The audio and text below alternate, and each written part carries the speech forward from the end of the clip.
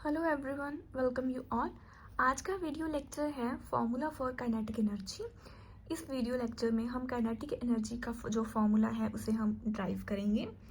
तो सबसे पहले हम काइनेटिक एनर्जी के बारे में पढ़ते हैं। उसकी स्टेटमेंट है हमारे पास, the kinetic energy of a moving body is measured by the amount of work it can do before coming to the rest.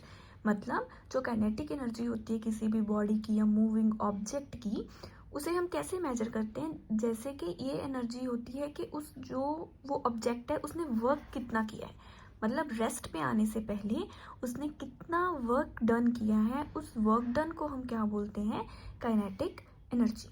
Clear. तो इसे कैलकुलेट करने के लिए, फॉर्मूले के लिए हम अब मान लेते हैं कि मान लो कि if an object of mass m moving with a uniform velocity u, हमारे पास एक ऑब्जेक्ट है जिसका जो मास है वो m है और वो वेलोसिटी u के साथ मूव कर रहा है। It is displaced through a distance s, मतलब उसने एक थोड़ा सा जो डिस्टेंस है वो अपनी जगह से दूसरी जगह चला गया। डिस्टेंस उसका डिस्प्लेसमेंट है जो उसकी, वो क्या है हमारे पास, s है। कांस्टेंट हमारे पास जो फोर्स है वो F है। Act on it in the direction of displacement. मान लो कि जैसे कि हमारे पास ये ऑब्जेक्ट है, इस पे हमने फोर्स लगाई, ठीक है। तो हमने यही लिखा है कि जो फोर्स है वो एक्ट करती है in the direction of displacement. अब हम इस डायरेक्शन में फोर्स लगा रहे हैं और हमारे फोर्स से हमें पुश करने से जो ऑब्जेक्ट है वो यहाँ चला गया। तो ये जो उसकी डिस्प्लेसमेंट हुई है ये है हमारे पास s। क्लियर। तो डिस्प्लेसमेंट है, तो अब हमने उस पर फोर्स लगाया, उसे पुश किया है, तो जो उसकी वेलोसिटी है वो भी चेंज है। जैसे एग्जांपल है, कोई चीज़ अपनी वेलोसिटी से मूव कर रही है, अगर हम उसे हल्का सा पुश करेंगे, उसे धक्का लगाएंगे, तो उसकी जो स्पीड है वो थोड़ी सी ना बढ़ जाती है। होता है जनरली ऐसा होता है कि उसकी जो स्पीड है वो थोड़ी सी बढ़ जाती है, वो फास्ट मूव करना स्टार्ट कर देता है। तो डिस्प्लेसमेंट की वजह से उसकी जो, मतलब हमारी फोर्स की वजह से उसकी जो वेलोसिटी है वो चेंज हो गई है, वो u से v है। अब जब वेलोसिटी में चेंज आया है तो चेंज इन वेलोसिटी क्या होती है हमारे पास, एक्सेलरेशन। तो उस ऑब्जेक्ट की जो एक्सेलरेशन है वो होगी a। तो आपको इतना पैराग्राफ अच्छे से समझ आया। अब हम नेक्स्ट चलते हैं। तो नेक्स्ट अब हमें क्या निकालना है, हमने निकालना है काइनेटिक एनर्जी। तो काइनेटिक एनर्जी हमारी क्या होती है कि जितना उसने वर्क डन किया तो वो ही हमारी एनर्जी होती है। तो मतलब हमें निकालना है work done.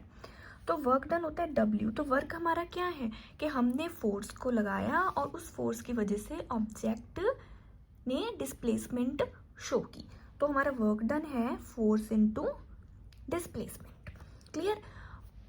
We know that, और हमें पता है कि जो फोर्स होती है वो तो मास इनटू एक्सेलरेशन होती है। क्लियर। इतना डन। तो अब हम नेक्स्ट करेंगे अकॉर्डिंग टू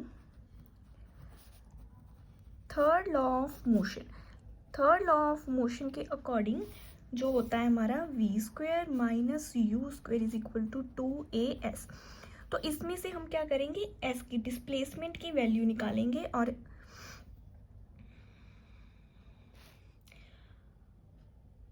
से फिल करेंगे।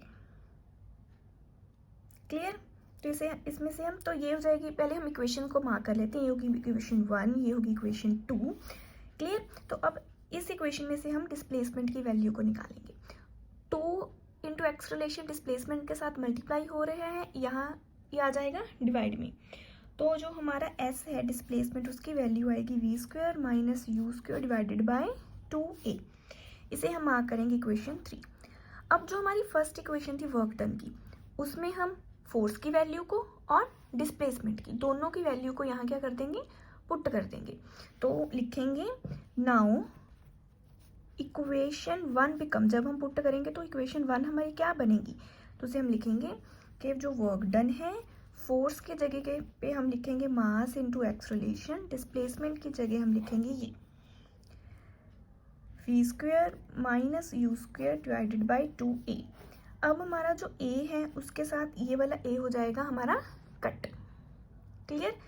तो जो हमारा वर्क डन है ये होगा हमारा m v² minus u² divided by 2। हमारा वर्क डन बना ये, जिसे हम ऐसे लिख लेंगे, थोड़ा सा ऑर्डर फॉर्म में कि 1/2 m into v square minus u square. Clear? लिखेंगे कि if u is equal to 0, u को हमने 0 माना। क्यों माना? हमने केस लिया कि व्हेन बॉडी स्टार्ट्स